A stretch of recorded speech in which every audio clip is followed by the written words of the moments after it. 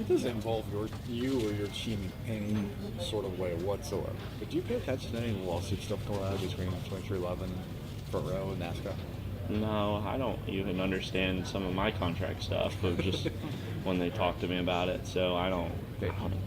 Last thing I need to do. I mean, I don't even understand when I watch Suits, the TV show, let alone freaking worried about that stuff. Yeah. It's way above my pay grade, way above my intelligence. You just have no interest in it either, or not corporate? I don't plan on racing for any of them, and I don't foresee us getting involved in it. So, not my. There's a phrase that's kind of not my problem per se. As a driver, do you like to be motivated and pumped up, or do you like to be kind of kicked in the butt by your crew chief? It probably depends on the day. I feel like I motivate myself enough. I'm always just so just frustrated with myself. I just hold myself such a high standard at times. I remember the first time I drove a Cup car, Sparks was cheerleading me a lot, and I just keyed up the radio and was just like, man, I appreciate all the thanks, but you can act like I've done this before. I don't need that. I don't need all this. You can wait till after. And they all laugh. So I think that probably answers your question some. I don't. That was my next question. Is like, you ever have a crew chief like try to give you a motivational speech? You're like, all right, you don't have to. Yeah, I mean, sometimes I have to apologize for just getting animated, right? Like, if you see any sport, you see a player, a high regarded player on the team yelling at the coach yelling back. Just with our sport, you get to hear it because there's a radio and you get to see it, and you get to know exactly what was said.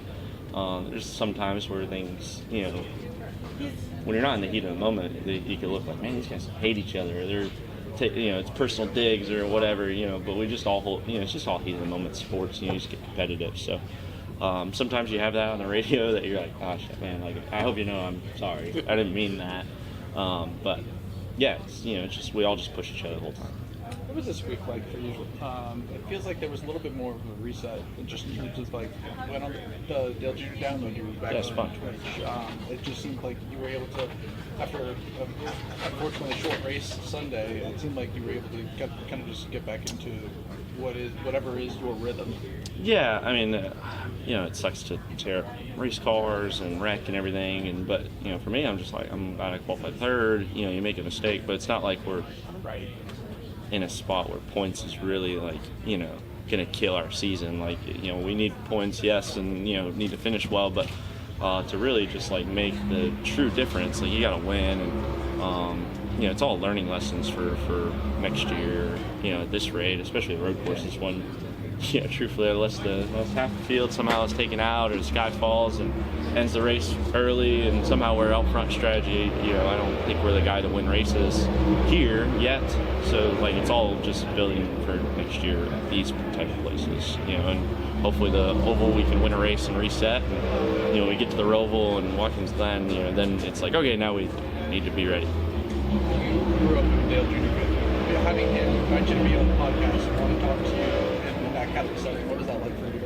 Yeah, it was fun. I've always wanted to go on there. It's not one of those podcasts where you give an opinion about last week and everything. You just get to tell your story and talk, and it was fun to try to let people in a little bit. At times I just, when he was asking questions, I was like, man, you could just call me and ask these things, because it was super cool. Like, he seemed very, I'm sure he is for all his guests, but there were some questions that I was like, I don't know if he'd be asking this to anybody else, but it's cool for me that he was asking those, because it felt like he was genuinely wanting to know himself. Carson, I'd be curious, from last week, Michael McDowell said that he was studying some of your road course data. And just having him as someone in your stable, in your corner, what's the dynamic been like as you guys have hit the back-to-back weeks worth of road courses? No, it's been good. I mean, I think he more met the ovals. I don't know if he does look at my road course stuff, but I kind of study on my own, to be honest. He studies, his stuff. We have our own philosophies.